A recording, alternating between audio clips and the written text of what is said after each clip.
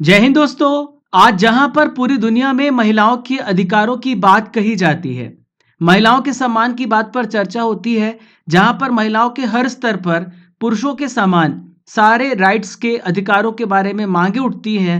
आज हम बात करेंगे एक ऐसे देश के बारे में, महिलाओं के अधिकार जहां पर लगातार इसका स्तर गिरता जा रहा है। दोस्तों, मैं हूं आप सभी का राजा गुप्ता और आज के वर्ल्ड ऑफ करंट अफेयर्स में हिजाब कानून के बारे में हम बात करने वाले हैं। ईरान में हिजाब को लेकर के कानून और ज्यादा सख्त होने वाला है।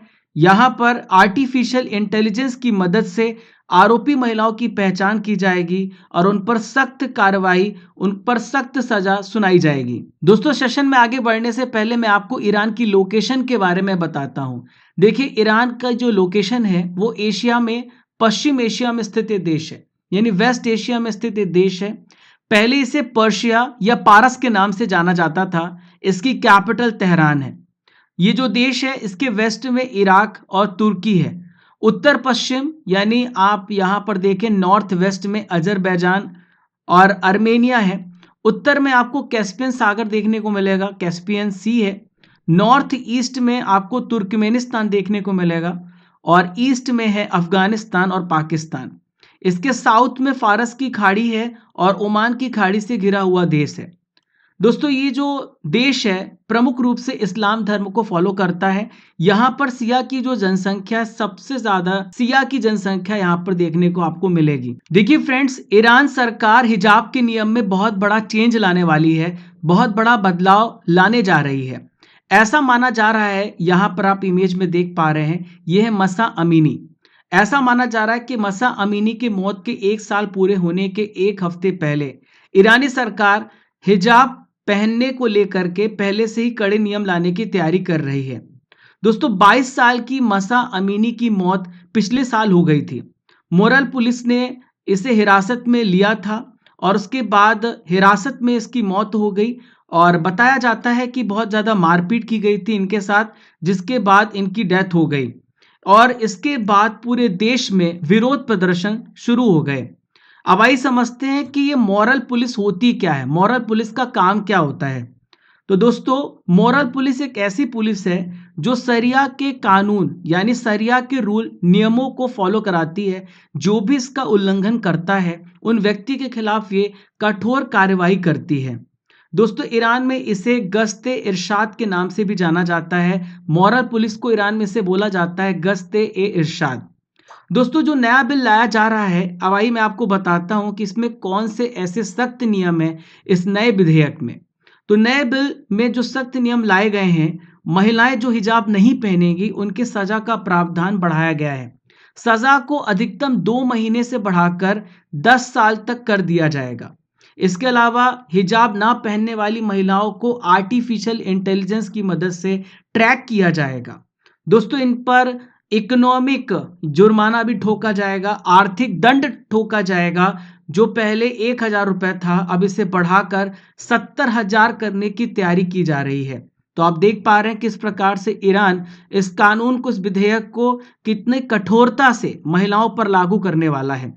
दोस्तों, हिजाब कानून का जो विरोध करेंगे बहुत सारे सेलिब्रिटी, उन पर भी पाबंदियां लगाई गई हैं।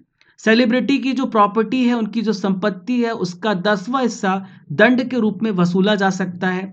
उनके बहुत सारे जो इंटरनेशनल टूर है उस पर प्रतिबंध लगा दिया जाएगा। दोस्तों, जो नया विधेयक, जो नया बिल लाया जा रहा है, ये बोर्ड ऑफ गवर्नर्स को सौंप दिया गया है। अभी संसद में पेश किया जाना है और बताया जा रहा है कि इसे पास कराना बहुत ही आसान है, यानी आसानी से ये पास भी हो जाएगा। अब आप सोच रहे होंगे, आपके दिमाग में सवाल उठ रहा होगा कि जो वर्तमान में महिलाओं पर इतनी ज्यादा पाबंदियां लगाई गई हैं, क्या पहले भी ईरान पर ऐसी पाबंदियां थीं? क्या ईरान के इतिहास में पहले भी पाबंदियां थीं? तो मैं आपको बताना चाहूंगा कि 1936 में यहाँ की महिलाएं बहुत ही आजाद थीं। ये जो बदलाव लाया गया है, ये जो बदलाव चेंज आया है 1979 में, इसके बाद से ये चेंज आया है। 1979 में हिजाब को जरूरी किया गया, मैंडेटरी किया गया है। 1936 में यहां पर शासन था नेता रेजा शाह का। 1936 में यहां पर महिलाएं आजाद थीं। ईरान में हिजाब को लेकर के लंबे समय से विवाद छिड़ा हुआ है। शाह के जो उत्तराधिकारी थे उन्होंने भी महिलाओं को आज़ाद रखा था। लेकिन 1979 में एक इस्लाम क्रांति आई और आखिरी शाह को उखाड़ फेंकने के बाद यहाँ पर 1983 में हिजाब को जरूरी कर दिया और हिजाब को मैंडेटरी कर दिया। मैं आपको बताना चाहूंगा कि ईरान के जो पारंपरिक रूप से इस्लामिक दंड संहिता है, उसके आर्टिकल 368 में हिजाब को लेकर के कानून बनाया गया है।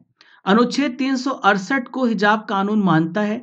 इसके मुताबिक ड्रेस कोड का जो भी उल्लंघन करता है, जो भी उल्लंघन करने वाले होते हैं, उन्हें 10 दिन से 2 महीने तक जेल हो सकती है और इसके अलावा आर्थिक दंड के रूप में 50,000 रुपए से लेके 5 लाख ईरानी रियाल के बीच जुर्माना हो सकता है। देखिए दोस्तों, आज हम बालिकाओं को, महिलाओं को पढ़ाने की बात करते हैं, उनको शिक्षा पहुंचाने की बात करते हैं, जो बहुत महत्वपूर्ण है।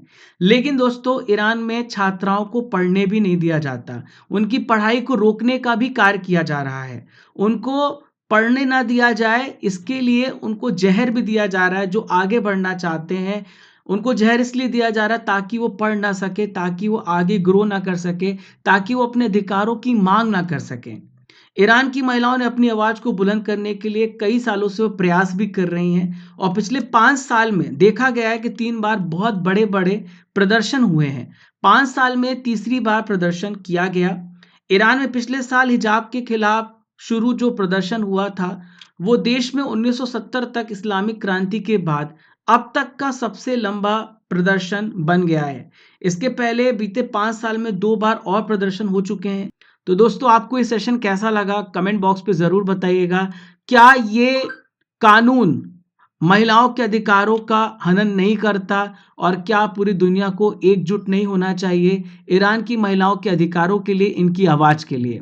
दोस्तों, आज का सवाल जिसका उत्तर आपको कमेंट बॉक्स पे देना है, केंद्रीय गृह मंत्री अमित शाह ने किस राज्य में भगवान श्री राम की सबसे ऊंची प्रतिमा का आधारशिला रखा है? इसका उत्तर आपको कमेंट बॉक्स पे देना है और आपको पहचानना है ये इमेज किस व्यक्ति की है। इनके बारे में आपको कमेंट बॉक्स पे लिखना है।